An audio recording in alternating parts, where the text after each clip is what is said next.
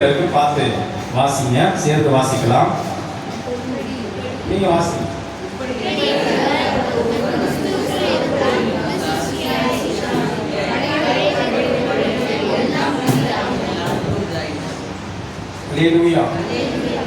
இந்த வசனம் ஒரு மூல உபதேசம்.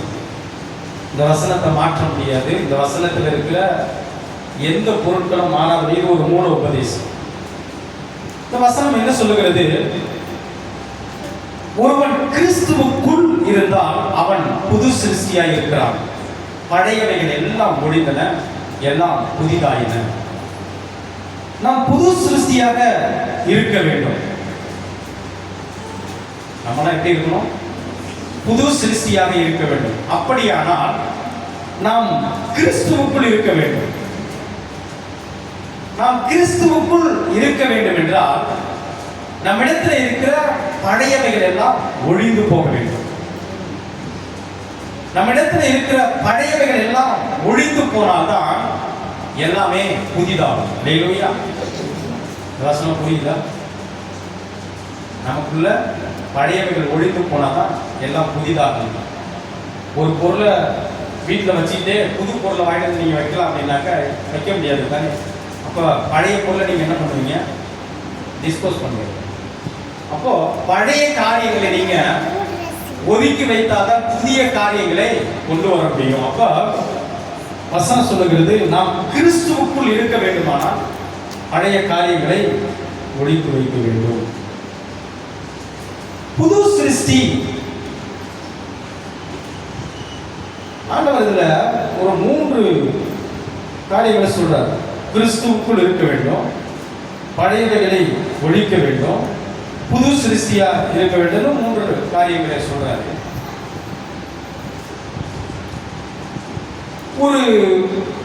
ஒரு மனிதன் கிறிஸ்துவுக்குள் இருக்கிறான் அப்படின்னா, கிறிஸ்துவுக்குள் இருக்க வேண்டும் அப்படின்னு வசனம் சொல்லுகிறது. அப்படியானால் நாமெல்லாம் இப்பொழுது ரட்சிக்கப்பட்ட பின்பு கூட, ரட்சிக்கப்படுவதற்கு முன்பு கூட நாம் எப்படி யாருக்குள் இருக்கிறோம் அப்படிங்கறத சற்று ஆராய்ந்து பார்க்கணும். ஒரு மனிதன் கிறிஸ்துவுக்குள்ள இருந்தா 2 ஆசீர்வாதங்கள், பிரதானமான 2 ஆசீர்வாதங்களை சுதந்திரித்துக் கொள்ளலாம். ஒன்று பூமிக்குரிய ஆசீர்வாதம். பூமியில நீங்க எதிர்பார்க்கிற உங்களுடைய அன்றாட அடிப்படை தேவைகள் எல்லாம் சந்திக்கப்பட்டு பூமிக்குரிய சகல ஆசீர்வாதங்களினாலும் கர்த்தர் ஆசீர்வதிப்பார். இன்னொன்று பரத்துக்குரிய ஆசீர்வாதம், ஆவிக்குரிய ஆசீர்வாதம். 2 விதமான ஆசீர்வாதங்களை ஒரு மனிதன் சுதந்திரித்துக் கொள்ள வேண்டுமானால் அந்த மனிதன் கிறிஸ்துவுக்குள் இருக்க வேண்டும் அப்படிங்கிறது ரொம்ப அவசியம். ஒரு மனிதன் ரட்சிக்கப்படுவதற்கு முன்பு யாருக்குள் இருந்தான் அப்படின்னா ஆதாமுக்குள். ஆதாமுக்குள் அப்படின்னா ஒரு பாவ வாழ்க்கைக்குள், ஒரு பாவ சுபாவத்துக்குள். ஆனால் அப்படி இருந்த ஒரு மனிதனை ஆண்டவராகி இயேசு கிறிஸ்து அவருடைய வல்லமையோடு, அவருடைய கிருபையின் ஐஸ்வர்யத்தினாலே, அவருடைய ரத்தத்தை கொண்டு நம்மளை மீட்டிருக்கிறார். எதற்காக என்றால் கிறிஸ்துவுக்குள் ஒரு சமாதானம் உள்ள, ஒரு ஆசீர்வதிக்கப்பட்ட வாழ்க்கையை வாழ வேண்டும் என்பதற்காக ஆண்டவர் நம்மை அழைத்திருக்கிறார். ஹல்லேலூயா. ஓகே சார், நாங்க கிறிஸ்துவுக்குள்ளான வாழ்க்கை வாழ்வதற்கு ஆசைதான். கிறிஸ்துவுக்குள்ளான வாழ்க்கை வாழ்வதற்கு எங்களுக்கு ஆசைதான். நாங்கள் ரட்சிக்கப்பட்டு விட்டோம், இயேசுவை ஏற்றுக்கொண்டோம், ஞானஸ்தானமும் எடுத்திருக்கிறோம். ஏன் எங்களால் வெற்றி உள்ள ஒரு வாழ்க்கையை அல்லது பாவத்தை மேற்கொள்ளக்கூடிய ஒரு வாழ்க்கையை வாழ முடியவில்லை? ஏன் அநேக நேரங்களில் நாங்கள் பலவீனப்பட்டவர்களாய் அல்லது துர்ச்செய்தியை பேசுகிறவர்களாய், நாங்கள் கோபமே படக்கூடாதுதான் சார் நினைக்கிறோம். பல நேரங்களில் அந்த பாவ சுபாவம் எங்களிடத்தில் வந்து அநேக கோபங்கள் எங்களிடத்தில் வருகிறது. நாங்கள் எங்கள் வீட்டில் இருக்கிற மாமியாரை ரொம்ப மதிக்கணும், நேசிக்கணும். ஏன்னா கிறிஸ்துவின் அன்பை எப்படியாவது மாமியார்கிட்ட காட்டிடணும் அப்படின்னு சொல்லி நாங்கள் எவ்வளவோ பிரயாசப்படுறோம். ஆனால் பல நேரங்களில் மாமியாரை நாங்கள் கடிந்து கொள்கிறோம், அல்லது மாமியாருக்கு தெரியாம மாமியாரை பத்தி பக்கத்து வீட்டார்கிட்ட திட்டுறோம். ஏன் நாங்க அப்படி இருக்கிறோம்? என்னையாவது நீங்க யோசிச்சிருக்கீங்களா? இயேசு கிறிஸ்து சொல்லியிருக்கிறார், உன்னை நேசிக்கிறதை போல பிறரை நேசிங்க அப்படின்னு சொல்லி. எங்களுக்கு ஆசைதான், நாங்க எங்களை நேசிக்கிறோம். நல்ல வாசனையான சோப்பு போட்டு எங்க உடம்புல நான் குளிக்கணும், நல்ல நீட்டா அநேகர் பார்க்கக்கூடிய விதத்துல நல்ல உயர்வான ட்ரெஸ்ஸை நாங்க போடணும், நல்ல ஒரு ஆகாரத்தை நல்லா சாப்பிடணும். இது எல்லாமே தன்னை நேசிக்கிறதுக்கு அடையாளம். இதெல்லாம் மற்றவர்களுக்கு நம்ம கொடுத்து செய்யணுங்கிறது ஆசை தான். ஆனா பல நேரங்களில் எங்களால முடியல சார். ஏன் மற்றவர்களை எங்களால நேசிக்க முடியல? ஒரு சில நேரம் அவங்க எங்களுக்கு நன்மை செய்யும் பொழுது நாங்க நேசிக்கிறோம். அதே நேரத்துல ஒருவேளை அவர்கள் எங்களுக்கு தீமை செய்கிறாங்க அல்லது செய்யவே இல்லை, அவங்க நாங்க எதிர்பார்த்து இந்த நன்மையை செய்யல அப்படின்னா ஏன் நாங்க அவங்களை பகைக்கிறோம்? அவர்களே அந்த சூழ்நிலையில நாங்க நேசிக்க முடியலையே. அப்ப என்ன காரணம்? நாங்க கிறிஸ்தவர்கள் தானே, இயேசுவின் ரத்தத்தினால மீட்கப்பட்டவர்கள் தானே. அப்ப பிரச்சனை எங்க இருக்கு? இருக்கீங்களா? நான் சொல்றது புரியுதா? பிரச்சனை எங்க இருக்கு அப்படின்னா, நான் சொல்றேன் பிரச்சனை நம்ம கிட்ட இல்ல. நீங்க சொல்லுங்க, பிரச்சனை என்கிட்ட இல்ல.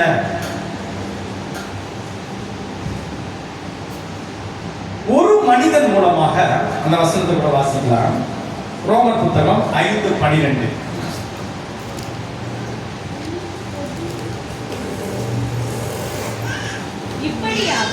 இப்படியாக ஒரே மனுஷனாலே பாவமும் பாவத்தினாலே மரணமும் உலகத்திலே பிரவேசித்தது. இந்த செய்தியை கொஞ்சம் நல்லா கூர்ந்து கவனிங்க. இது ஒரு மூல உபதேசம். நம்ம கடந்து போய் கொண்டிருக்கிற நம்மளுடைய வாழ்க்கையில ஒரு வெற்றி சிறந்த வாழ்க்கையை வாழ முடியாதபடிக்கு இருக்கிறத எங்க தடைகள் இருக்குது, அந்த தடைகள் எப்படி நிவர்த்தி ஆகும் அப்படிங்கறத நம்ம பார்க்க போறோம். இப்ப நீங்க ஹாஸ்பிட்டல்ல ஒரு ஃபீவர் அல்லது மற்ற ஏதோ ஒரு பிரச்சனைக்கு போய் நீங்க அனுமதிக்கப்பட்டீங்க அப்படின்னா, டாக்டர் உடனே அவர் உங்க சரீரத்தில் இருக்கிற என்ன பலவீனம்னு பார்த்து அதற்கு தகுந்தாற் போல ஒரு டெஸ்ட் எழுதி கொடுப்பாரு. அந்த டெஸ்ட் எதுக்காக அப்படின்னா, உங்களுக்கு முதல்ல என்ன வியாதி இருக்குது அப்படின்னு கண்டுபிடிக்கிறதுக்காக ஒரு டெஸ்ட் எழுதி கொடுப்பாரு. இப்ப அந்த டெஸ்ட் ரிப்போர்ட் வந்த உடனே பார்த்துருவாரு, ஓகே இது இந்த மாதிரி வகையில ஒரு ஃபீவர், இந்த மாதிரியான ஃபீவர் வந்திருக்குது அல்லது இந்த மாதிரியான ஒரு வியாதி வந்திருக்குது அப்படின்னு, அதாவது வியாதியை கண்டறிஞ்சிருவாரு. இதுக்கப்புறம் அந்த டெஸ்டோட வேலை முடிஞ்சிருச்சாங்கன்னா இல்ல, இந்த வியாதி எங்கிருந்து தொடங்கினது அப்படிங்கறத அந்த மூலக்கூறுகளை ஆராய்வார்கள். இது எதனால உண்டானது? இப்ப சாதாரண காய்ச்சல் அப்படின்னா இன்றைக்கு இருக்கிற மழை, குளிர் அல்லது இருக்கிற சூழ்நிலைக்கு தகுந்த மாதிரி ஒரு காய்ச்சல் வந்திருக்குங்க, இதுக்கு ஒன்றும் பெருசா ஆராய்ச்சி பண்ண வேண்டிய அவசியம் இல்லை, நீங்க இந்த டேப்லெட் சாப்பிட்டு சொல்லிடுவாங்க. ஆனா சில வியாதிகள் வருகிறது அப்படின்னா அதை கூர்ந்து கவனிப்பாங்க. உங்களுக்கு தெரியுமா, இடுப்பு எலும்புக்கு உள்ள இருக்கிற அந்த எலும்புக்குள்ள இருக்கிற அந்த அந்த ரத்தத்தை அந்த அந்த அது பேர் என்ன, மஞ்சள் சொல்லுவாங்க, அதை எடுத்து அதை ஆய்வுக்கு உட்படுத்துவாங்க. ஏன் தெரியுமா? அப்ப அந்த குழந்தை சில குழந்தை நார்மலா பிறக்கிறதுக்கு பதிலாக அந்த குழந்தை சில அந்த நார்மல் இல்லாமல் பிறந்தது அப்படின்னா அந்த மாதிரி ஒரு டெஸ்ட் பண்ணுவாங்க. ஏன் இந்த குழந்தை இப்படி பிறந்திருக்குது அப்படின்னு சொல்லி, ஏன் இந்த வியாதி இந்த குழந்தைக்கு வந்திருக்கு அப்படின்னு சொல்லி பண்ணுவாங்க. இன்னும் என்ன பண்ணிட்டாங்கன்னா, ஒரு குழந்தை அப்படி பிறந்ததுன்னா அடுத்த குழந்தை அதே மாதிரி தான் பிறக்குமா இல்லையா அப்படின்னு கர்ப்ப பைக்குள்ள இருக்கிற குழந்தையினுடைய எலும்பு உருவாகி கொண்டிருக்கு பாருங்க, அதுக்குள்ள இருந்து பிளட் எடுத்து செக் பண்ணுவாங்க. தெரியுங்களா உங்களுக்கு? அப்போ இது எங்க இருந்து முதல்ல தொடங்குது? ஓகே சார், பிரச்சனை இருக்கு, பிரச்சனை இதுதான்.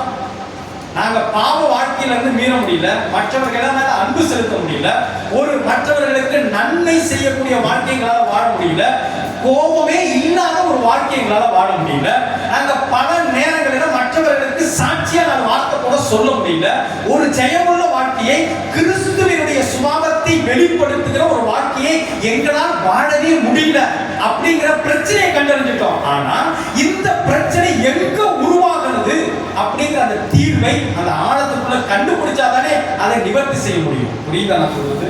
இல்லையா? அப்போ பிரச்சனை ஒரு பக்கம் இருக்க, பிரச்சனை தொடங்கின இடத்துக்கு போனாதான் பிரச்சனைக்கான தீர்வை நம்ம கண்டுபிடிக்க முடியும். அன்பான தேவஜனங்களே, உங்களுக்கு நான் சொல்றேன், இந்த கிறிஸ்தவ வாழ்க்கை என்பது மற்றவர்கள் நம்மை பார்க்கக்கூடிய விதத்தில் ஆண்டவர் நடத்தக்கூடிய ஒரு வாழ்க்கை. ஹல்லேலூயா.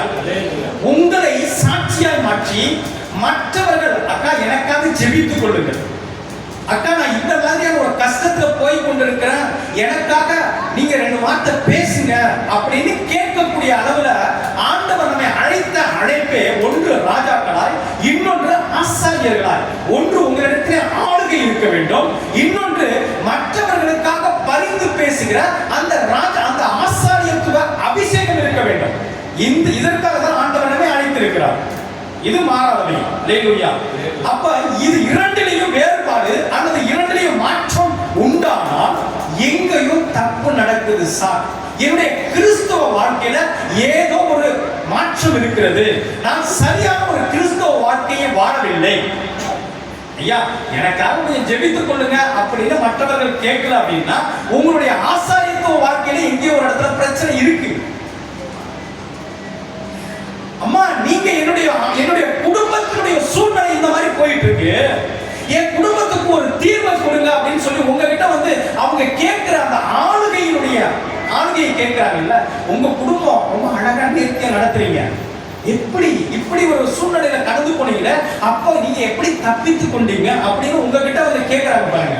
அப்போ உங்களுடைய ஆளுகையை பார்த்து மற்றவர்கள் வந்து கேட்கிறாங்க, உங்களுடைய ஆளுகை இப்படி இருக்கிறதே, நீங்கள் எப்படி அந்த ராஜாக்களுடைய அபிஷேகம் இது இரண்டுமே உங்களிடத்துல பரிபூர்ணமா இருக்கிறதா இல்லையா என்று சற்று ஆராய்ந்து பார்த்து எங்கே சரி செய்து கொள்ள வேண்டும், எங்கே தன்னை மாற்ற வேண்டும், எங்கே நான் சரியான பாதையிலே நடக்க வேண்டும் என்பதை சற்று ஆராய்ந்து பார்க்க வேண்டும். அல்லேலூயா. அல்லேலூயா. அப்ப பிரச்சனைகளை பிடிப்பதோடு மாத்திரம் அல்ல, அதற்கான தீர்வையும் கண்டுபிடிக்கதா இன்றைக்கு ஆண்டவர் பேசின நல்வார்த்தைகள். ஓகே, இந்த உலகத்துல பிறக்கிற எல்லா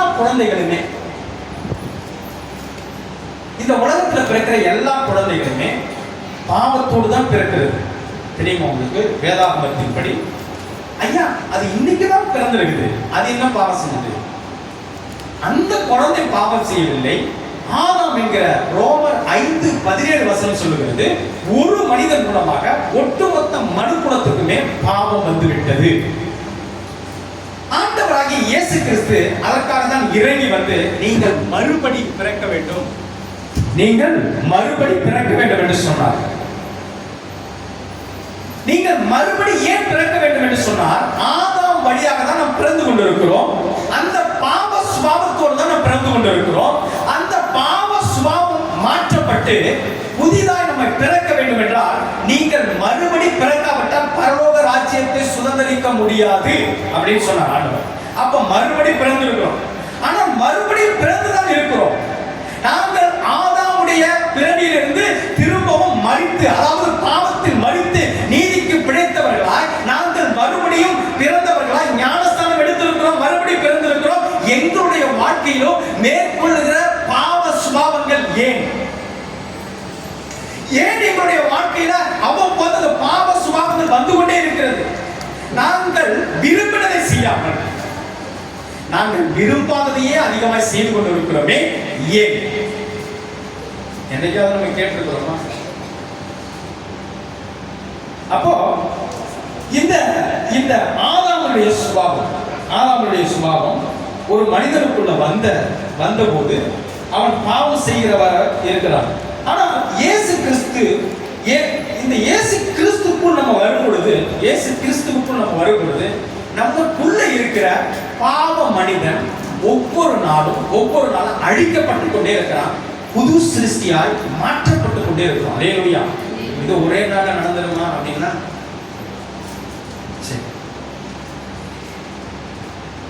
ஏதேன் தோட்டத்துல நடந்த சம்பவத்தை சுருக்கமா புரியுற மாதிரி உங்களுக்கு சொல்லிட்டு இந்த செய்திக்குள்ள நான் கடந்து போகிறது. ஆண்டவராகிய இயேசு கிறிஸ்து ஏன் ஆதாம் என்கிற மனிதனை உண்டாக்கினார்? மனிதர் 2:15 சொல்லுகிறது. அத ஒரு வசனத்தை வாசிக்கலாம். ஆண்டவராகிய இயேசு கிறிஸ்து இந்த கான்வர்சேஷனை ஒரு கான்வர்சேஷன் மாதிரி நான் சொல்லிடுறேன், அதுக்கப்புறம் வாசிங்க வசனத்தை. ஆண்டவராகிய இயேசு கிறிஸ்து பரலோகத்தையும் பூமியை சிருஷ்டிக்கிறார். பரலோகம் ஒழுங்கின்மையா இருந்தது என்று வேதம் சொல்லவில்லை, ஆனால் பூமி ஒழுங்கின்மையா இருந்தது. இந்த பூமியை சிருஷ்டிக்க வேண்டிய அவசியம் என்ன வேண்டியிருக்கு அப்படின்னா, லட்சக்கணக்கான கோடிக்கணக்கான எண்ணிக்கையிலான தூதர்கள் ஆண்டவரை பரலோகத்தில் ஆராதித்துக் கொண்டிருக்கிறார்.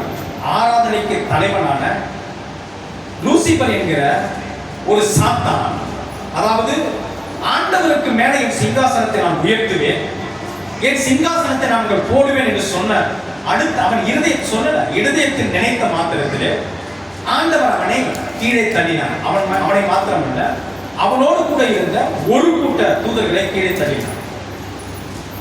கீழே தள்ளிவிட்டு ஆண்டவர் அங்கே ஒரு முடிவெடுக்கிறார்.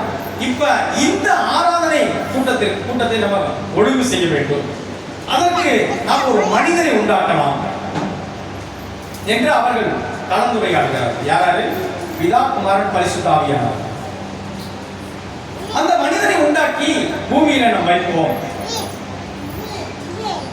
அவனை எப்படி உண்டாக்குவோம் என்று அந்த இடத்துல அவர்கள் பேசினது ஆதியாகமம் புத்தகம் 1ஆம் அதிகாரம் 26, 27 வசனம் சொல்லுகிறது.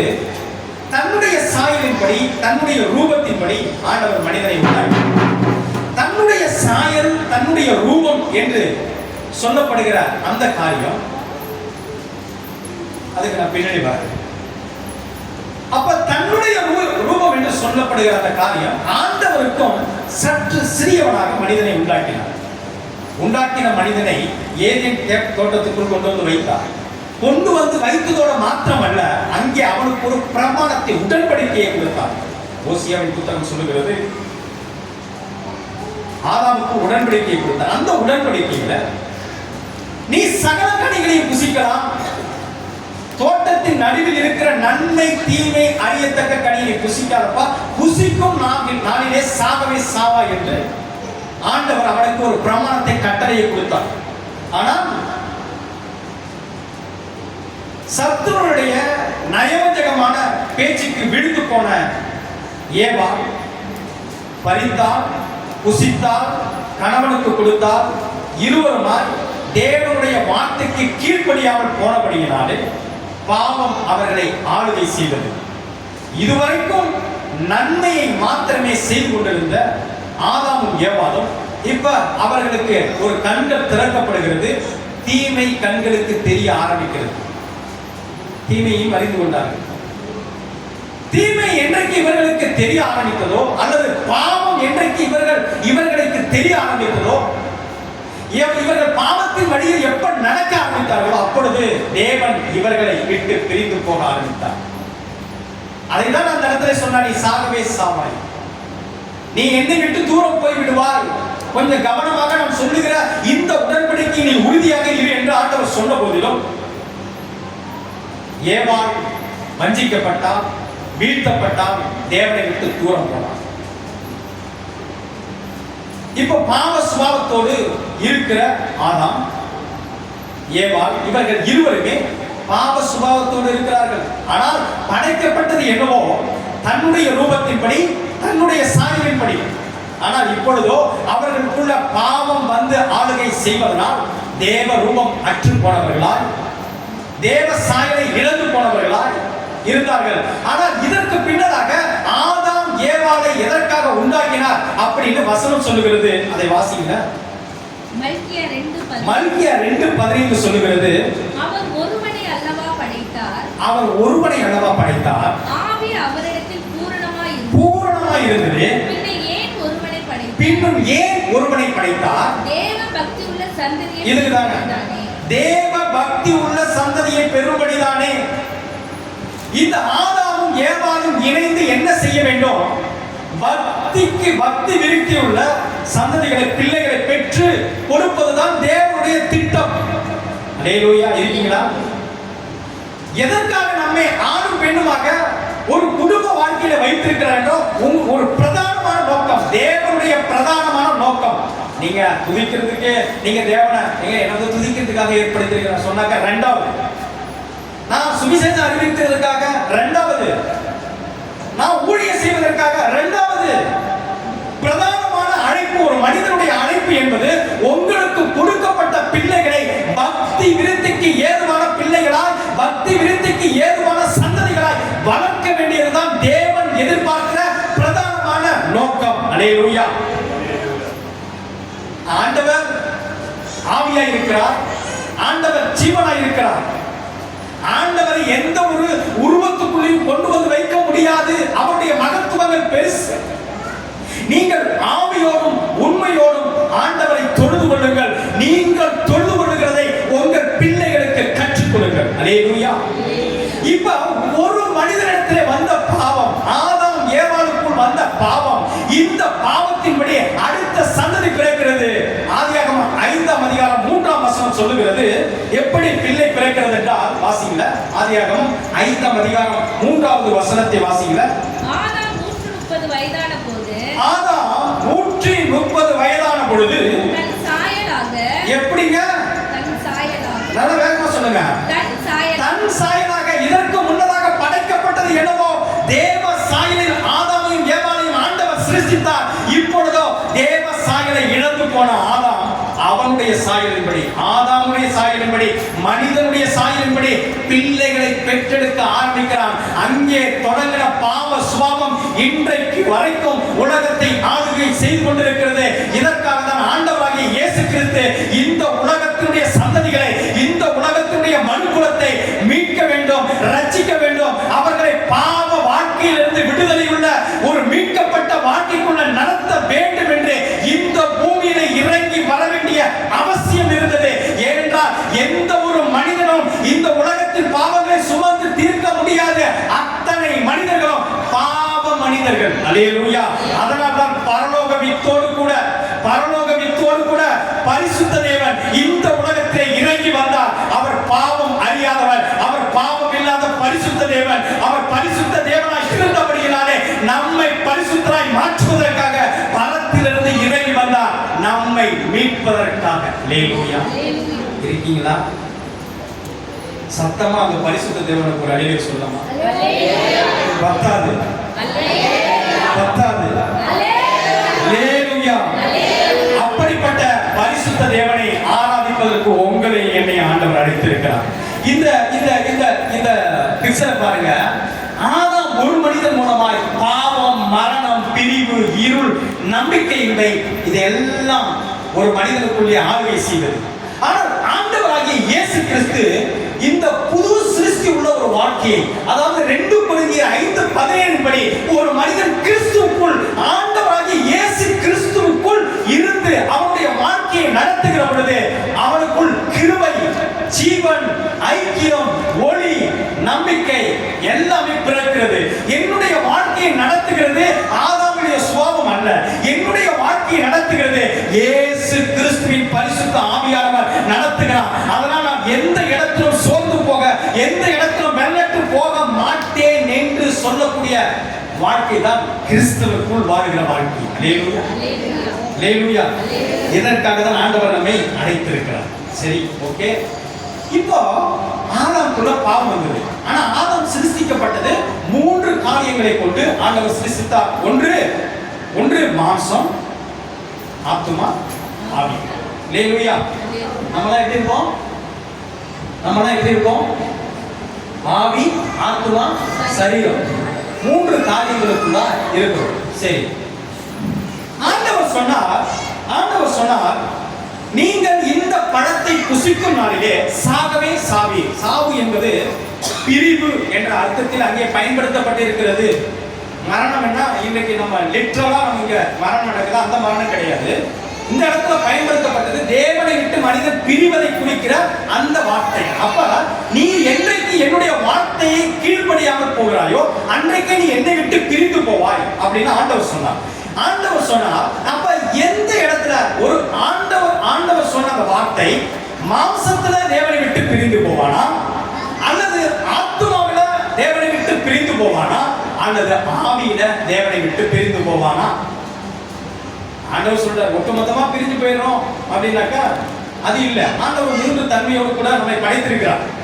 இங்க எந்த இடத்துல ஆண்டவரை விட்டு பிரிந்து போவோம் அப்படின்னு பார்த்தா, மாம்சத்துல ஆண்டவரை விட்டு பிரிந்து போக வாய்ப்பே இல்லை. ஏன்னா ஆண்டவர் ஆவியான தேவனுக்கு என்ன இல்லை? ரூபம் இல்லை. ஆண்டவர் அங்க சொன்னார், என்னுடைய ரூபத்தின்படி என்னுடைய சாயலின்படி உன்னை நான் உண்டாக்குறேன் அப்படின்னு சொன்ன பொழுது ஆண்டவருக்கு அங்க ரூபம் இல்லை. அப்போ ரூபம் சாயல் என்று சொன்னால் மாம்சத்தின்படி நம்ம எல்லாரும் வெவ்வேறு கலர்ல இருக்கிறோம், வெவ்வேறு அழகுல இருக்கிறோம், வெவ்வேறு நிறத்துல இருக்கிறோம். இல்லையா? இருக்கீங்க தானே? உங்களை தான் அழகா இருக்கீங்கன்னு சொல்றேன். அப்போ நம்ம எல்லாருமே ஒண்ணு போல இல்லை. இந்த உலகத்துல எத்தனையோ பில்லியன் கணக்கில் மக்கள் இருந்தாலும் ஒருத்தர் கைரேகை இன்னொருத்தருக்கு கிடையாது. உங்களுக்கு தெரியுமா? உங்க கண்ரேகை இன்னொருத்தருக்கு கிடையாது. உங்களுடைய கைரேகை கிடையாது, கண்ரேகை கிடையாது. அப்போ உங்களை போல உலகத்துல வேற யாருமே கிடையாது. நீங்கள் தனித்துவமானவர்கள். அல்லேலூயா. அப்ப ஆண்டவர் மாம்சத்தின்படி உங்களை நான் உண்டாக்குறேன்னு சொல்லல. இரண்டாவது ஆத்துமா. இந்த ஆத்துமாவிலும் ஆண்டவர் ஒன்றாக படைக்கவில்லை. நம்ம ஆண்டவருடைய ஆத்மாவும் நம்ம ஆத்மாவும் ஒன்றாக படைக்கல. ஏன்னா ஆண்டவர் சொன்னாரு, உங்க நினைவு என் நினைவு இல்லப்பா, உன் வழி என் வழி இல்லை.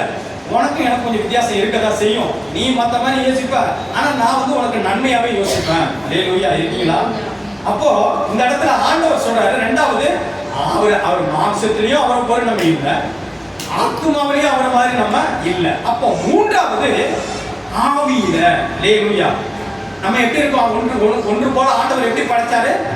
ஆவியில அவர் என்ன ஆவியை பெற்றிருந்தாரோ அதே ஆவியில நம்மை படைத்தார். அல்லேலூயா. அவருக்கு என்ன அதிகாரம் இருந்ததோ அதே அதிகாரத்தோடு நம்மை படைத்தார். அவர் தேவ தூதர்களிலும் சற்று சிறியவனாக நம்மை உண்டாக்கினார். ஆனால் அது அநேக மொழிபெயர்ப்புகளில் பார்க்கிற பொழுது அது எப்படி சொல்லுகிறது என்றால், தேவனை விட சற்று சிறியவனாக மனிதனை உண்டாக்கினார் என்று வசனம் சொல்லுகிறது. அப்ப தேவனை விட சற்று சிறியவனாக மனிதனை உண்டாக்கின ஆண்டவர் தேவனுக்குள்ள அத்தனை ஆன்மீகம் மனிதனுக்கு கொடுத்திருந்தார். நாவிலே அந்த அதிகாரத்தை கொடுத்திருந்தார். அவன் நாவால் சொல்லப்பட்ட அத்தனை காரியங்களும் நடக்கும். தோட்டத்திலே ஆண்டவர் சொன்னார், இந்த தோட்டத்தை பண்படுத்தி அதை கீழ்ப்படுத்தி இந்த இடத்துல நீங்கள் பதுகி பெருகி நீங்கள் பூமியை நிரப்புங்கள் என்று கட்டளையிட்டார். இதெல்லாம் எப்படி நடந்தது? தோட்டத்தை எப்படி பண்படுத்த முடியும்? தோட்டத்துக்கு எப்படி நீர் பாய்ச்ச முடியும்? அவன் சொல்லுவான், அந்த லாஸ்ட்ல இருக்க 23வது மரம் அதுக்கு தண்ணி பாயினா சொன்னா போதும், அது பாஞ்சிடும். அல்லேலூயா. இந்த பக்கம் தெற்கே இருக்குத அந்த ஒரு தோட்டம் சின்னதா கீரெல்லாம் போட்டுக்கிறோம்ல, அதுக்கு தண்ணி பாயிட்டும், அங்கே அதுக்கு எருவு போடட்டும். தோட்டத்தை எப்படிங்க பண்படுத்திருப்பான்? இப்படிதான். ஏன்னா ஆண்டவர் நாவிலே அந்த அதிகாரத்தை வைத்திருந்தார். முதலாவது அவன் எதை இழந்து போனான்? நாவில் இருக்கிற அதிகாரத்தை இழந்து போனான். அல்லேலூயா. ஆண்டவராகிய இயேசு கிறிஸ்து மீண்டுமாய் நாவிலே அந்த அதிகாரத்தை வைத்திருக்கிறார். அதனாலதான் நீங்கள் பேசுகிற பொழுது உங்கள் நாவில் புறப்படுகிற வார்த்தையை கவனமாக பிரயோகப்படுத்துங்கள். சரியாக சொல்றேன்னு நினைக்கிறேன்.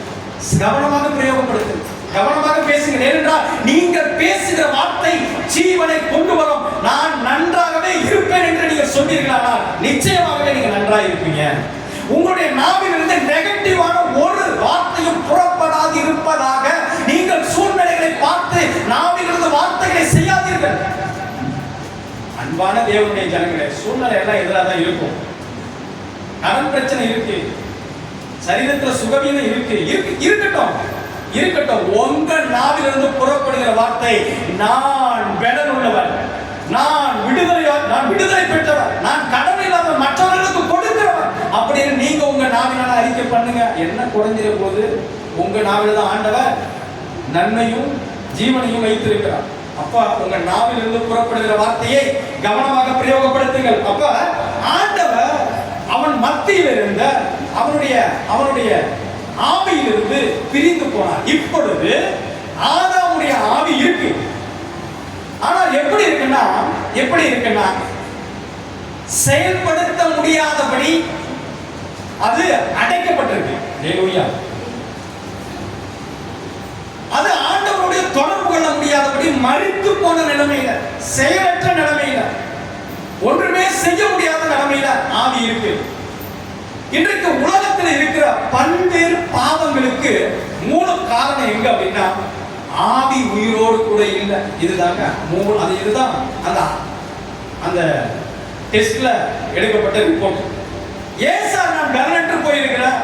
ஏன் சார் நான் பாவம் செய்கிறேன்? நான் விரும்பினதை செய்யாமல் விரும்பாததையே பல நேரங்களிலே செய்கிறேனே. ஏன் என்று கேட்டால், ஆவி மரித்து போன நிலைமையில் இருக்கிற ஒரு மனிதனால் பாவ வாழ்க்கையிலிருந்து விடுதலை பெற்று வாழ முடியாது. அல்லேலூயா. இருக்கீங்களா? அப்படியானால் ஆண்டவராகிய இயேசு கிறிஸ்து நம்முடைய ஆவியை உயிர்ப்பிப்பதற்காக தான் அவர் மரித்து அடக்கம் பண்ணப்பட்டு 3ஆம் நாள் உயிரோடு கூட எழுந்து உயிர்த்தெழுதலின் வல்லமையினாலே நம்முடைய ஆவியை அவர் உயிர்ப்பித்தார். அல்லேலூயா. நம்மை உயிர்ப்பித்தார். இப்ப நிறைய நேரங்களில் உலகத்தில் இருக்கிறவங்களுக்கும் கிறிஸ்தவர்களுக்கும் நிறைய வித்தியாசம் இருக்கு. உலகத்தில் இருக்கிறவங்க குடிக்க கூடாது அல்லது தப்பு பண்ணக்கூடாதுன்னு ஏதோ ஒரு திங்க் வருது அப்படின்னா அது மெச்சாரிட்டியா வராது, வரும், கொஞ்சமா வரும்.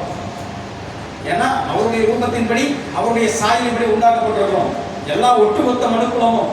ஆனால் கிறிஸ்தவர்களுக்கு உங்களுடைய பலவீனங்களிலே உதவி செய்வதற்கு பரிசுத்த ஆவியானவர் இருக்கிறார். அல்லேலூயா. நீங்கள் எப்பொழுதெல்லாம் அந்த பாவ சுபாவத்துக்குள்ள போறீங்களோ அப்பொழுது இந்த பரிசுத்த ஆவியானவர் உங்களிடத்திலே வந்து உங்களோடு கூட பேசுவார். செய்யாத, பண்ணாத அப்படின்னு நிச்சயம் சொல்லுவாங்க. 100% சொல்லுவாங்க. எனக்கு சொல்லவே இல்லை அப்படின்னு நீங்க சொன்னீங்கன்னா உங்களுடைய ரட்சிப்பிலேயோ உங்களுடைய கிறிஸ்தவ வாழ்க்கையிலேயோ நீங்கள் போய் கொண்டிருக்கிற பிரயாணங்களில் எங்கேயோ ஒரு இடத்துல தப்பு இருக்கு, தயவு செய்து முழங்கால் படிக்கிட்டு எங்க தவறு இருக்கிறதோ சரி செய்து கொள்ளுங்கள். ஏனென்றால் கிறிஸ்தவ வாழ்க்கை என்பது ஒரு தன்னிச்சையான வாழ்க்கை அல்ல. உங்களோடு கூட பரிசுத்த ஆவியானவர் நடந்து உங்களை நடத்துகிற ஒரு வாழ்க்கை. நீங்கள் தனி மனிதர் அல்ல. அப்போ இந்த உலகத்தில் இருக்கிறவர்களுக்கு எத்தனை முறை சொன்னாலும் அவர்கள் கேட்பார்கள். ஆனால் அதிலிருந்து விடுதலை பெறுவதற்கான வாய்ப்பு இல்லை. ஆனால் கிறிஸ்தவ வாழ்க்கை என்பது ஒரு விடுதலையோடு கூட ஆராதிப்பது, விடுதலை பெறுவதற்கான ஒரு வழி இருக்கு. என்ன வழின்னா, சத்தியத்தை அறிவீர்கள், சத்தியம் உங்களுக்கு விடுதலையாகும். அல்லேலூயா. நீங்கள் சத்தியத்தை சொல்லி ஜெபிக்கும் பொழுது அந்த சத்தியம் உங்களுக்கு விடுதலையாகும். குமாரன் விடுதலையாக்கினா நீங்கள் மெய்யாகவே விடுதலையாவீர்கள். இதெல்லாம் எங்க நடக்குது அப்படின்னு கேட்டா ஆவியில. அதாவது பாருங்க, மாம்சத்தின்படி இருக்கிற ஒரு மனுஷன், மாம்சத்தின்படி அதாவது ஆதாமுடைய சுபாவத்துக்குள்ள இருக்கிற ஒரு மனுஷன் சுயநலம், பாவம், கோபம், பொறாமை, வெறுப்பு இதெல்லாம் இருக்கா சார்? இன்னைக்கும் இருக்குது. அதுல இருந்து மீறணும்னு நினைச்சு நான் போராடிட்டு இருக்கேன் அப்படின்னு இருப்பீங்க அப்படின்னா, அப்படின்னு நீங்க சொல்லுவீங்க அப்படின்னா நிச்சயமா ஆவியானவர் உங்களோட கூட இடைப்பட்டு கொண்டு இருக்கிறார். இது எல்லாமே இருக்கு சார், ஆனா அதை விடணுங்கிற எண்ணம் எனக்கு கிடையாது அப்படின்னு நீங்க சொல்லுவீங்கன்னா ரொம்ப பரிதாபத்துக்குரிய நிலைமையில் இருக்கிறீங்க. தயவு செய்து தன்னை சோதித்தறிந்து சரி செய்து கொள்ளக்கூடிய இடத்துல இருக்கிறீங்க. இது எல்லாமே இருக்கு, ஆனா அதை விடணுங்கிற எண்ணமும் எனக்கு இருக்கு. அதுக்கு ஆண்டவராகிய இயேசு கிறிஸ்து இன்றைக்கு உங்களுக்கு உதவி செய்வார். பரிசுத்த ஆவியானவர் உங்களுக்கு உதவி செய்வார். இந்த பக்கம் பாருங்க, இதுதான் ஆண்டவர் கொடுக்கிறது. ஆண்டவர் இந்த இப்படி இருக்கிற பாவ சுபாவங்களை ஆண்டவர் இப்படி மாற்றுகிறார். இதுதாங்க கிறிஸ்தவ வாழ்க்கை. ஐயா, நீங்க பைபிள் எடுத்துட்டு சர்ச்சு போறீங்க, அங்க என்ன பண்றாங்க? ஐயா, நீங்க பாவ வாழ்க்கையிலிருந்து விடுதலை ஆவதற்கு இயேசு கிறிஸ்து உதவி செய்யறாங்க. போறோம் நாங்க இந்த உலகத்துல நன்மை செய்கிறவர்களாய் சுற்றி திரிவதற்காக அந்த சர்ச்சுக்கு போறோம். ஐயா, கிறிஸ்தவ வாழ்க்கை என்பது பொருளாதாரத்தை மையமாக கொண்டது அல்ல, சரீர சுகத்தை மையமாக கொண்டது அல்ல. உலகத்தில் இருக்கிற பல காரியங்களை நாங்க சர்ச்சுக்கு போனா கிடைக்கும் அப்படின்னு நீங்க வந்தீங்கன்னா, இம்மைக்காக இயேசு கிறிஸ்துவை தேடி வந்தால் நம்மை போல பரிதபிக்கப்பட்டவர்கள் ஒருவரும் இல்லை. அல்லேலூயா. எனக்கு இந்த உலகத்துல ஏங்க இயேசு கிறிஸ்துவை தேடி போறீங்க? நான் ஒரு சொந்த வீடு வாங்கலாம்னு இருக்கேன். இயேசு கிறிஸ்துட்ட போனா வாங்கி கொடுத்துருவாராமே, வாங்கி கொடுத்துருவாரு. அந்த சொந்த வீட்டை வச்சு என்ன பண்ண போறீங்க? நான் கேட்கிறேன், ஒரு 80 வயசு வரைக்கும், 100 வயசு, 150 வயசு வரைக்கும், ஏன் தான் சொல்றேன் கம்மியா, 180 வயசு வரைக்கும் வாழ போறோம் சார். வாழ்ந்து உலகத்திலேயே மறிச்சு இங்கே அடக்குங்க. அது இல்லைங்க. உலகத்துல இருக்கிறவங்க நல்லா ஆசீர்வாதமா இருக்கிறாங்க. எலன் மாஸ்க் நல்லா தான் இருக்காரு, அம்பானி நல்லா தான் இருக்காரு, அதானி நல்லா தான் இருக்காரு, அவர்கிட்ட நிறைய செல்வம் இருக்கு. அப்ப எந்த இயேசு கிறிஸ்து போனாரு? எந்த இயேசு கிறிஸ்து அவருக்கு செல்வத்தை கொடுத்தாரு? அப்ப செல்வம் ஒரு மனிதன், ஒரு செல்வம் என்பது கிறிஸ்துவினுடைய ஆசீர்வாதத்தை நிர்ணயிப்பது அல்ல. நல்லா புரிந்து கொள்ளுங்க. பணம் என்பது கிறிஸ்துவினுடைய ஆசீர்வாதத்தை ஆசீர்வாதத்தை ஒருவன் செல்வந்தராக கிறிஸ்தவனாக இருந்தா ஆண்டவர் ஆசீர்வதிச்சிருக்கிறாரு அப்படின்னு நீங்க சொல்லுவீங்கன்னா இன்னைக்கு அந்த சிந்தனையை மாத்துங்க. இல்லைங்க, பொருளாதாரத்தின் அடிப்படையில் நீங்கள் ஒருவனை ஆசீர்வதிக்கப்பட்டவன் என்று சொல்வீர்களே, அது முற்றிலும் தவறு. பணமோ பொருளோ ஆசீர்வாதத்தினுடைய கணக்கு அல்ல. ஐயா, ஒருத்தர் ஆரோக்கியமா இருக்கிறான் பாருங்க, இத்தனை வயசானாலும் எவ்வளவு ஆரோக்கியமா இருக்கிறான், கிறிஸ்துவின் ஆசீர்வாதத்துக்குள்ள இருக்குது அப்படின்னு சொன்னீங்கன்னா அதுவும் கிடையாது. ஏங்க, கிறிஸ்தவர்களை காட்டிலும் கிறிஸ்துவை அறியாதவர்கள் எத்தனையோ பேர் ஆரோக்கியமா தானே இருக்கிறாங்க. இருக்கீங்களா? அப்போ பொருளை வச்சோ பணத்தை வச்சோ சரீர சுகத்தை வச்சோ ஆண்டவருடைய ஆசீர்வாதத்தை நம்ம நிர்ணயிக்க தீர்மானிக்க முடியாது. அப்ப ஆண்டவருடைய ஆசீர்வாதம் என்று எதை சொல்லுகிறது? எபேசியர் 1:3 சொல்லுகிறது, கர்த்தர் இயேசு கிறிஸ்து சகல ஆசீர்வாதத்தினால் உங்களை நிரப்பி இருக்கிறார். சகல ஆசீர்வாதம் என்று ஒரே வார்த்தையை சொல்லிட்டார். ஒரு பட்டியல் போட்டிருந்தாக்கா கொஞ்சம் நல்லா இருந்திருக்கும். இந்த மாதிரி எல்லாம் சொன்னீங்கன்னா கரெக்டா இருக்கும். நீங்க பாட்டுக்கு சகலன்னு சொல்லிட்டீங்க, எந்த சகலன்னு நான் எடுக்கிறது அப்படின்னு யோசிக்கலாம் தானே? இருக்கு, வேதத்துல எண்ணில் அடங்கா ஆசீர்வாதம் இருக்கு. பாருங்க, இந்த சுபாவத்திலிருந்து கலாத்தியர் 5ஆம் அதிகாரம் 19 முதல் 21 வரை இருக்கிற இந்த சுபாவத்திலிருந்து விடுதலை பெற்று ஒரு ஜெயமுள்ள வாழ்க்கையை வாழ்வதற்காக ஆண்டவராகிய இயேசு கிறிஸ்து நம்மை அழைத்திருக்கிறார். ஹல்லேலூயா. இப்படிப்பட்ட சுபாவங்கள் உங்களிடத்தில் இருக்கா? சற்று நிதானித்து பார்க்கலாமா? விபச்சாரம், அசுத்தம், ஒழுக்கக்கேடு, விக்கிரக ஆராதனை, மாயம். அதாவது இதுவரைக்கும் கூட நம்ம கேள்விப்பட்டிருக்கோம். மாயம், சண்டை போடுறீங்களா? நைட்டு தான் அடிச்சா விட எங்க போனாலும் தெரியல, போய் தான் கண்டுபிடிக்கணும் அப்படின்னு சொல்றீங்களா? என்ன பாஸ்டர், அவர் எங்க எங்களை அடிக்கிறார், நாங்க தான் அவர் அடிக்கிறோம். சண்டை. மாமியார் பத்திரமா பார்த்து போன வாரம் அடிச்சேன், என்ன எங்க இருக்கிறாங்கன்னு இது வரைக்கும் தெரியல. சின்ன மகனா பெரிய மகனா, சின்ன மருமகளா பெரிய மருமகளா, சின்ன பொண்ணு வீட்டிலே பெரிய பொண்ணு வீட்டிலே எங்க இருக்கிறானே தெரியல பாஸ்டர். சும்மா 2 தட்டு தான் தட்டினேன், கலங்கி போயிட்டா. சொல்றீங்களா? சண்டை. அவன் கூட நான் பேசவே மாட்டேன் பாஸ்டர், எனக்கு கீழ்ப்படியவே மாட்டேங்கிறான், இல்லையே சொல்றான். சண்டை. கணவனுக்கு மனைவிக்கு சண்டை, பெற்றோருக்கு பிள்ளைக்கு சண்டை, அண்ணன் தம்பிக்கு சண்டை, அக்கா தம்பிக்கு சண்டை. சண்டை போடுறீங்களா? சண்டை போட்டீங்கன்னா ஆதாமுடைய சுபாவத்தில் இருக்கிறீங்க. நல்லா ஞாபகம் வச்சுக்கோங்க, சண்டை போடாதீங்க. ஆண்டவர் சண்டை போட அழைக்கல. அப்புறம் சொல்றாரு, பொறாம. பக்கத்து வீட்டு அக்கா வாங்கிடுச்சு, 1,26,000 இருக்குது. எப்படிதான் வாங்கினாலே தெரியல. 3வது வீட்டுல இருக்கிற அக்காவை கூப்பிட்டு 2வது வீட்டுல இருக்கிற அக்காவை பத்தி பேசுறது. வீடு கூட கொஞ்சம் வசதியா இருக்கு, அப்புறம் இங்கேயே பேசினா தெரிஞ்சிடும் சொல்லிட்டு, 3வது மாடிக்கு வந்துடுறீ அந்த அக்கா வீட்டுக்கு அப்படின்னு சொல்லி அங்க போய் உட்காந்து, எப்படி வாங்கியிருப்பா, நம்மளும் தான் போறோம், எப்படிதான் 1,26,000 நீ விற்கிது, எப்படிதான் வாங்கினாலும். வராம இருக்கா? ஆதாமுடைய சுபாவம் வேண்டாம். அப்புறம் கோபம் தவறுனா, கோபம் தவறுதான். கோபம் அடுத்தது என்னன்னா பாவத்தை பிறப்பிக்கும். கோபம் பாவத்தை பிறப்பிக்கும். கோபம் சக்தியா வருதா? இந்த கோபத்துக்காக நீங்க எங்கேயாவது ஜெபம் பண்ணுவீங்களா சிஸ்டர்? கோபம் வந்தா தயவு செய்து ஜெபம் பண்ணுங்க. ஆதாமுடைய சுபாவத்துக்குள்ள இருக்கிறீங்க. அப்புறம் சுயநலம், எனக்கு மட்டும்தான், எனக்கு மட்டுமே தான், கொடுக்கவே மாட்டேங்க. ஒரு அடி நடந்தா சார் எக்ஸ்ட்ரா இருக்கு, அது என் தம்பி தானே எடுத்துட்டு போனா போட்டோம், விட மாட்டேன், கோர்ட்ல கேஸ் போடுவேன். பேங்க்ல கொஞ்சம் தான் அம்மா டெபாசிட் பண்ணி வச்சிருக்காங்க, சின்ன ரொம்ப கஷ்டப்படுறான், அவனுக்கு கொடுத்தா நல்லா இருப்பான் அப்படின்னு சிந்தனையே வராது. அவன் கஷ்டப்பட்டா என்ன கஷ்டப்பட்டு போறான், என் பங்கு எனக்கு போய். சுயநலம். நியாயமா சேர வேண்டியதுதான். சுயநலம் இருக்கிறது கொஞ்சோட இடம் தான், அதையும் 2ஆ பிரிச்சு யாராவது நீ வச்சுக்கேடா தம்பி, நான் நல்லா இருக்கணும், அவன் எக்கடி கேட்டு போனா என்ன? இப்படி ஒரு சுபாவம் இருக்கா? மற்றவர்களை குறித்த கவலையே இல்லாம நான் பழுகணும், நான் பெருகணும், நான் ஆசீர்வாதமா இருக்கணும் இருக்கா? சுயநலம், ஆதாமுடைய சுபாவம். தயவு செய்து விட்டுருங்க. பிளவுகள், 2 பேர் பேசினா 3வது வீட்டுல சண்டை நடக்கும், தெரியுமா உங்களுக்கு? இவங்க 2 பேரும் உட்காந்து பேசினா அந்த பில்டிங்ல ஏதோ ஒரு வீட்டுல சண்டை நீங்க நடக்கும் போதுன்னு அர்த்தம்.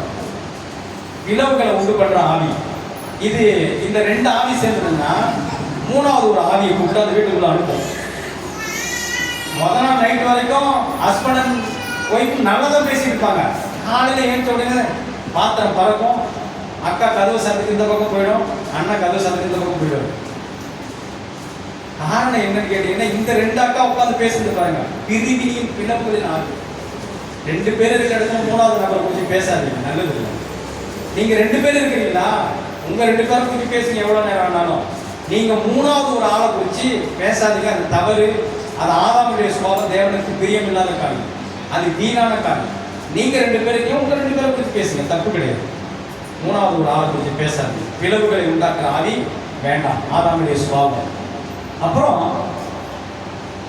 கூட்டு சேர்ந்து கொள்றது, பொறாமை, கொலை, குடிகாரத்தனம், களியாட்டம், இதெல்லாம் ஆதாமுடைய சுபாவம். இதுல இருந்து விடுதலை வேண்டும் அப்படின்னா ஆண்டவராகிய இயேசு கிறிஸ்து வேணும். ஹல்லேலூயா. இதுக்கு அடுத்த வசனம் சொல்லுகிறது ஆவியின் கனியோ அப்படின்னு ஆரம்பிச்சு 9 கனியை குறித்து ஆண்டவர் சொல்லியிருக்கார். நாங்க போகல. அப்போ இப்படிப்பட்ட பாவ சுபாவத்திலிருந்து விடுதலை வேணுமா? இப்படிப்பட்ட பாவ சுபாவங்கள்லாம் அவ்வப்போது வருதுதான் சார். எனக்குள்ள கோபம் வருது, எனக்குள்ள மற்றவர்களை குறித்து பேசுகிற சுபாவங்கள் வருது, மற்றவர்களுக்கு துன்பம் நினைக்கிற சிந்தனை வருது, என்னுடைய சுயநலம் அதிகமா மேலோங்கி இருக்கு. எனக்கு இப்படிப்பட்ட இதுல இருக்கிற சொல்லப்பட்ட சுபாவங்கள்லாம் இருக்கு. ஆனா இதுல இருந்து எனக்கு விடுதலை வேணும் சார் அப்படின்னு கேட்டீங்கன்னா நிச்சயமாகவே விடுதலை இருக்கு. ஹல்லேலூயா. ஏசாயா 53 எடுத்துக்கொள்ளுங்க. ஏசாயா 53.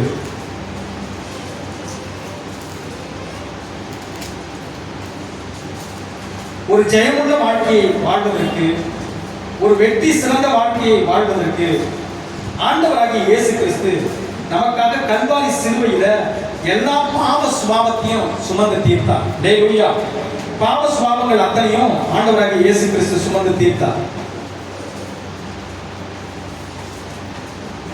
அதுல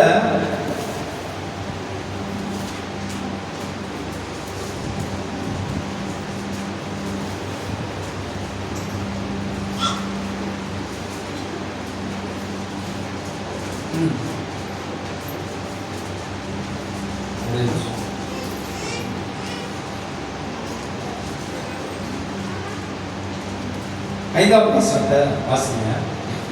நம்முடைய மீறுதலின் நிமித்தம். யாருடைய மீறுதல்ங்க? நம்முடைய. எல்லாம் சொல்லுங்க, நம்முடைய மீறுதலின் நிமித்தம். நம்முடைய. எல்லாரும் சொல்லுங்க, நம்முடைய மீறுதலின் நிமித்தம். எல்லா சின்ன பிள்ளைங்க உட்பட எல்லாருமே சொல்லுங்க, நம்முடைய மீறுதலின் நிமித்தம் அவர் காயப்பட்டார். நம்முடைய அக்கிரமங்களின் நிமித்தம். நம்முடைய அக்கிரமங்களின் நிமித்தம் அவர் நொறுக்கப்பட்டார். நமக்கு சமாதானத்தை உண்டு பண்ணும். இந்த சுபாவங்கள் எதுவுமே சமாதானத்தை கொடுக்காது. இதுல இருக்கிற சொல்லப்பட்டிருக்கிற கலாத்தியர் 5:19-21 சொல்லப்பட்டிருக்கிற எந்த சுபாவமும் சமாதானத்தை கொடுக்காது. ஆனா ஆண்டவர் உலகத்துல எதுக்கு இறங்கி வந்தார்? சமாதானத்தை, இதுல இருக்கிற எல்லா சுபாவங்களையும் அழித்து நம்ம ஒரு சமாதானத்தை நம்ம வாழணும் அப்படின்னு சொல்லி அவர் இறங்கி வந்தார். இப்போ வாசிக்குமா? நமக்கு சமாதானத்தை உண்டு பண்ணும் ஆக்கினை அவர் மேல் வந்தது. அவருடைய தழும்புகளால் குணமாக்கிறோம். அவருடைய தழும்புகளாலே நம்முடைய பாவ சுபாவத்தை ஆண்டவர் மாற்றி நம்முடைய சுகமுள்ள ஒரு வாழ்க்கையை வாழ வைக்கிறார். ஹல்லேலூயா. 10வது வசனம். கர்த்தரோ 6வது வசனம். நாம் எல்லோரும் ஆடுகளைப் போல வழி தப்பி. ஆடுகளைப் போல எப்படி இருந்தோமா? வழி தப்பி திரிந்தோம். ஐயா, எங்களுக்கு ஒரு வழியே தெரியல சார். எங்களிடத்துல கோபம் இருந்தது, எங்களிடத்துல பொறாமை இருந்தது, எங்களிடத்துல களியாட்டம் இருந்தது, எங்களிடத்துல விபச்சாரம், வேசித்தனம், விக்கிரக ஆராதனை, எங்களிடத்துல குடிகாரத்தனம், எல்லா ஆவியும் எங்களிடத்துல கிரியை செய்து கொண்டிருந்தது. நாங்கள் வழி தெரியாமல் வழி தப்பி போன ஆடுகளைப் போல நாங்கள் திரிந்து கொண்டிருந்தோம். ஐயா, நாங்கள் வெற்றி உள்ள வாழ்க்கையை வாழ முடியாதபடி எங்களிடத்துல இப்படிப்பட்ட சுபாவங்கள் இருந்து கொண்டிருந்தது. ஆனால் ஆண்டவராகிய இயேசு கிறிஸ்து என்ன பண்ணாரு? அவனவன் தன் வழியிலே போனோம். கர்த்தரோ நாம் எல்லாருடைய அக்கிரமத்தையும், நாம் எல்லாருடைய ஆதாமுடைய சுபாவங்கள் அத்தனையும் அவர் மேல் விழ பண்ணினார்.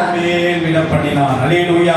கல்வாரி சிலுவையில் ஆண்டவராகிய இயேசு கிறிஸ்து ஒட்டுமொத்த பாவங்களை பாவங்களையும் நீங்க செய்து கொண்டிருந்த செய்யப்போற அத்தனை பாவங்களை அவர் சிலுவையிலே ஏற்றுக்கொண்டு சிலுவையிலே நான் நல்லா இருக்கணும் சார், இந்த ஆதாமுடைய சுபாவங்கள் ஒன்றும் உங்களை சேதப்படுத்த கூடாது என்பதற்காக ஒட்டுமொத்த பாவத்தையும் சிலுவையிலே அவர் சுமந்து தீர்த்தார். வழி தெரியாம திரிந்த நமக்கு எது மார்க்கம் எது வழி எது ஜீவ மார்க்கம்னு தெரியாத நமக்கு ஆண்டவராகிய இயேசு கிறிஸ்து நானே வழியை இறங்கி வரேன், நான் உங்களுக்கு சத்தியமா இருப்பேன், நான் உங்களுக்கு போதித்து நடத்துவேன், நான் உங்களை தப்பு வைப்பேன், நான் உங்களை மீட்பேன், நான் உங்களுடைய ரட்சகர் என்று இறங்கி ஆண்டவராகிய இயேசு கிறிஸ்து வந்து வழி தெரியாத நமக்கு வழியை ஆயத்தப்படுத்தினார். அல்லேலூயா. 10வது வசனத்தை வாசிங்க. கர்த்தரோ அவரை நொறுக்க சித்தமாக்கி அவரை பாடுகளுக்கு உட்படுத்தினார். அவருடைய ஆத்துமா தன்னை குற்ற நிவாரண பலியாக ஒப்பு கொடுக்கும் பொழுது அவர் தமது சந்ததியை கண்டு எல்லா வார்த்தை சொல்லுங்க. அவர் தமது நீங்களும் நாம் ஆண்டவராகிய இயேசு கிறிஸ்து நீங்க எல்லாம் நினைச்சிட்டு இருந்தீங்க சார், அவர் 2000 வருஷத்துக்கு முன்னாடி அவர் பிறந்தாரு, மரித்தாரு, 3ஆம் நாள் உயிரோடு கூட எழுந்து போயிட்டாரு. ஆனா நாங்க இத்தனை வருஷம் கழிச்சு நான் வந்து இந்த இடத்துல பர்டிகுலர் பிளேஸ்ல சென்னை பட்டணத்திலேயோ அல்லது ஏதோ ஒரு இடத்துல நான் பிறந்து வந்தேன் சார். என்னுடைய 20வது வயசுல தான் பக்கத்து வீட்டு அக்கா சொன்னதுன்னு சர்ச்சுக்கு போனேன். இன்னைக்கு நான் ரட்சிக்கப்பட்டுட்டேன். நான் 20வது வயசுல தான் சார் ரட்சிக்கப்பட்டேன்னு நீங்க சொல்லுவீங்கன்னா இல்லைங்க. இந்த உலக தோற்றத்துக்கு முன்னதாக நம்மளை தெரிந்து கொண்டார். விசேஷமாய் அவர் கல்வாரி சிலுவையிலே தமது சந்ததி என்று சொல்லப்படுகிற உங்களையும் என்னையும் சிலுவையில தொங்கும் போதே கண்டார். அல்லேலூயா. நம்முடைய பாவங்களுக்காக, நம்முடைய அக்கிரமங்களுக்காக, நம்முடைய மீறுதலுக்காக அவர் கல்வாரி சிலுவையிலே மரித்தார், அடக்கம் பண்ணப்பட்டார். 3ஆம் நாள் உயிரோடு கூட எழுந்து அந்த உயிர்த்தெழுதலுடைய வல்லமையை மரித்து போய் கடந்த நம்முடைய ஆவியை உயிர்ப்பிப்பதற்காக அவர் முதல் பரநாள் உயிர்த்தெழுந்தார். அல்லேலூயா. அல்லேலூயா. ஆண்டவராகிய இயேசு கிறிஸ்து எல்லாத்தையும் செய்து முடிச்சிட்டார். ஆனா நம்ம ஜெயமுள்ள ஒரு வாழ்க்கையை வாழணும். நம்மளாம் எப்படிப்பட்ட மனிதர்கள்னா ஆவி ஆத்மா சரீரம் 3 விதமான மனிதர்கள் முடிக்கிறார். 3 விதமான மனிதர்கள். ஆனா இந்த இயேசு கிறிஸ்துனுடைய சுபாவமும், அதாவது நாம ஆவிக்குரிய வாழ்க்கை என்பது மிகவும் போராட்டம் உள்ள வாழ்க்கை தான். நான் இல்லைன்னு சொல்லல, அது போராட்டம் உள்ள வாழ்க்கை தான். இங்க மாம்சமும் ஆத்மாவும் போராடும், மாம்சமும் ஆவியும் போராடும். அதாவது மாம்சம் என்ன பண்ணா நல்ல பிரியாணியை கட்டா நல்லா மோப்பம் முடிச்சு ஐயோ சாப்பிடலாம்னு சொல்லும். இப்ப ஆத்மா என்ன சொல்லும்? ஆத்மா உடனே அது ஓகே பிரியாணி சாப்பிடுப்பா, நீ வேற பசியா இருக்க, அந்த பிரியாணி அந்த கடையில சாப்பிடுன்னு சொல்லும். ஆனா இந்த ஆவி என்ன சொல்லும் தெரியுமா? இப்ப நீ கொஞ்ச நேரம் ஜெபம் பண்ணிட்டு போய, இந்த சர்வீஸே முடியல, எதுக்கு நீ பிரியாணி பண்ண போறன்னு யோசிச்சுட்டு உட்கார்ந்து இருக்கிற, எந்த கடையில சாப்பிடலாம்னு யோசிச்சுட்டு இருக்கிற அப்படின்னு சொல்லும். சொல்லுதா இல்லையா? ஆவிக்கும் மாம்சத்துக்கும் ஒரு போராட்டம் இருந்து கொண்டே இருக்கும். ஆனா பரிசுத்த ஆவியானவர் உங்களுடைய ஆவியை உயிர்ப்பித்தார் அப்படின்னா இந்த ஆத்மாவையும் இந்த சரீரத்தையும் ஆண்டவர் நடத்துவார். இந்த ஆவி நடத்தும், உயிர்ப்பிக்கப்பட்ட ஆவி நடத்தும். நான் சொல்றது உங்களுக்கு புரியுதா? இந்த ஆவி உயிர்ப்பிக்கப்படணும் அப்படின்னா எப்படி உயிர்ப்பிக்கப்படும் நீங்க கேட்டீங்கன்னா, வார்த்தை, இயேசு கிறிஸ்துவினுடைய வார்த்தை உங்களுடைய சரீரம் பூஸ்டியா இருக்கணும்னா நீங்க நல்லா பிரியாணி சாப்பிட்டா சரீரம் பூஸ்டி ஆயிடும். உங்க இருதயம், உங்களுடைய ஆத்மா சந்தோஷமா இருக்கணும்னா அது நீங்க கிறிஸ்துவுக்குள்ள இருந்தா கிறிஸ்துவுக்குள்ள சந்தோஷமா இருக்கும். வெளியில போய் சினிமா பாட்டு கேட்டா சினிமா பாட்டுல சந்தோஷமா இருக்கும். பக்கத்து வீட்டு அக்கா 4 கதையை பேசினா சந்தோஷமா இருக்கும். உங்க வீட்டுல ஓடுற சீரியலை பார்த்து பல நேரம் சிரிக்கிறீங்க, பல நேரம் அழுறீங்க, சந்தோஷமா இருக்கு. ஆனா இந்த ஆவி இருக்க பாருங்க, அதை நீங்க எதை கொடுத்தாலும் சந்தோஷப்படாது. எப்பொழுது தேவ வசனம், தேவனுடைய வார்த்தை வெளிப்படுகிறதோ அப்பொழுது இருதயத்துக்குள் அந்த ஆவிக்குள்ள ஒரு துன்பம் ஏற்படும். அது உயிர்ப்பிக்கப்பட்ட அடுத்த நிமிஷமே இந்த சரீரத்தையும் இந்த ஆத்மாவையும் அது ஆளுகை செய்யும். அல்லேலூயா. உங்களை ஆத்மா ஆளுகை செய்கிறதா அல்லது சரீரம் ஆளுகை செய்கிறதா? இல்ல, இயேசு கிறிஸ்துவின் வசனத்தினாலே ரட்சிக்கப்பட்ட, இயேசு கிறிஸ்துவின் வசனத்தினாலே உயிர்ப்பிக்கப்பட்ட பரிசுத்த ஆவியானவர் உங்களை ஆளுகை செய்கிறார். இதுதான் கேள்வி. அல்லேலூயா. அப்படி பரிசுத்த ஆவியானவரான நீங்கள் உயிர்ப்பிக்கப்பட்டு உங்களுடைய ஆத்மாவையும் உங்களுடைய சரீரத்தையும் நீங்க பரிசுத்த ஆவியானவர் நடத்துகிற ஒரு மனிதராக இருந்தால் இதிலே சொல்லப்பட்ட அத்தனை ஆசீர்வாதங்களை சுதந்திரித்துக் கொள்ள முடியும். ஐயா, நான் ஒரு ஆசீர்வாதமான வாழ்க்கையை ஏன் வாழ முடியவில்லை? பாவ சுபாவத்தின் நிமித்தமாக பல ஆசீர்வாதங்கள் தடைபட்டு இருக்கிறது.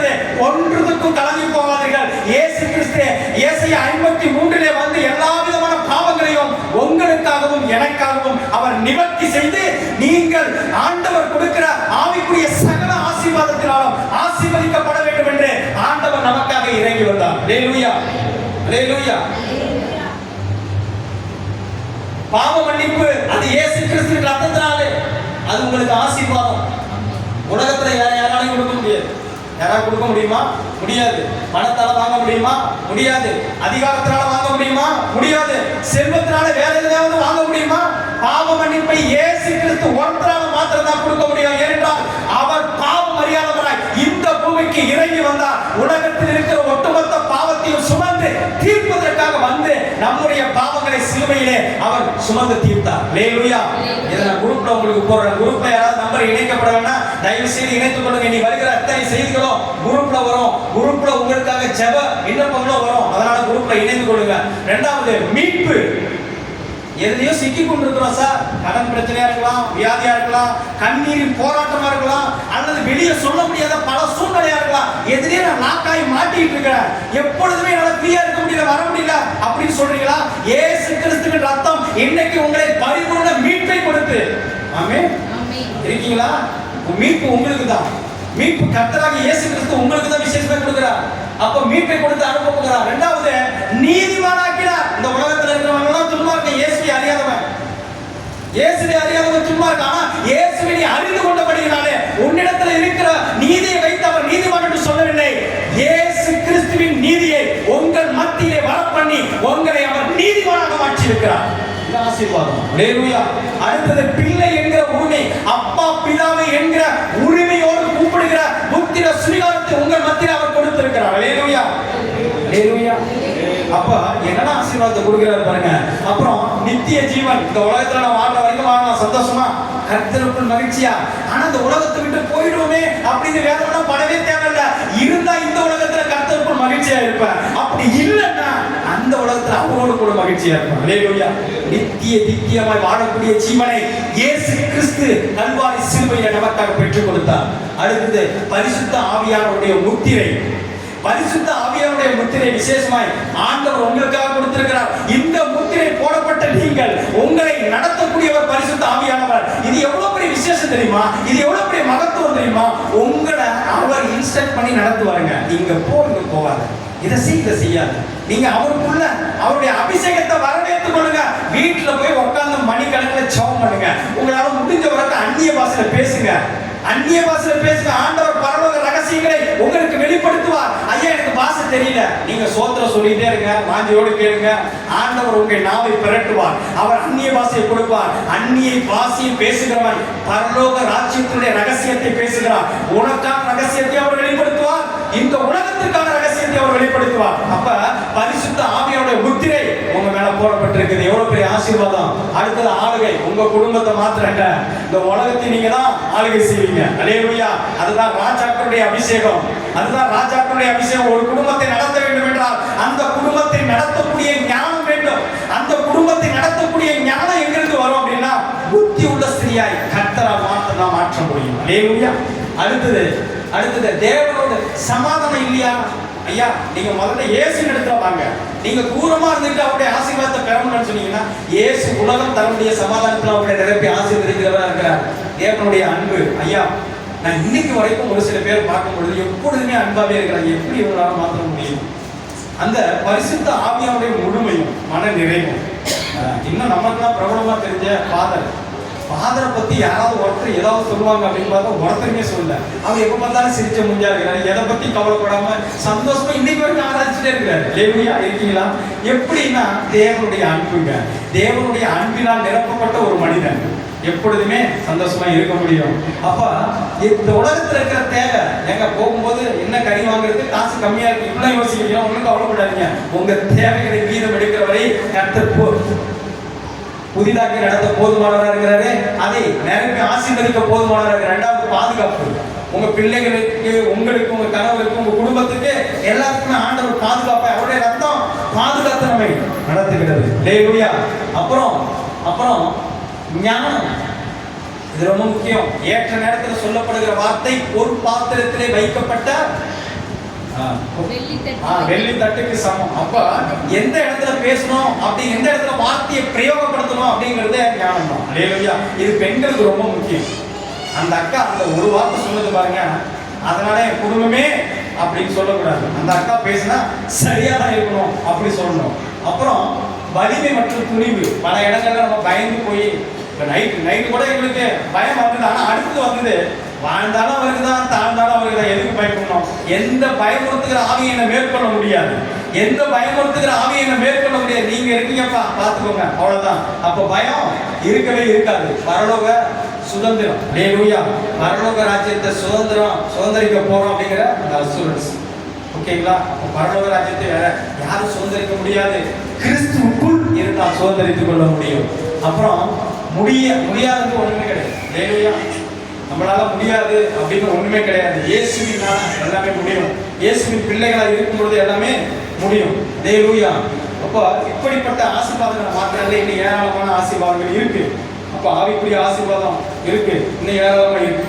அப்போ ஆண்டவருக்குள்ள ஒரு மனிதன் இருக்கும் பொழுது, ஆண்டவருக்குள்ள ஒரு மனிதன் நடத்தப்படுகிற பொழுது, பாவ சுபாவங்களிலிருந்து விடுபட்டு இயேசு கிறிஸ்துவின் ரத்தத்தினால மீட்கப்பட்டு, இப்படிப்பட்ட சகல ஆசீர்வாதம், இதுதான் எபேசியர் 1:3 சொல்ற சகல ஆசீர்வாதம். இது மாத்திரம் இல்லை, இன்னும் ஏராளமா இருக்கு.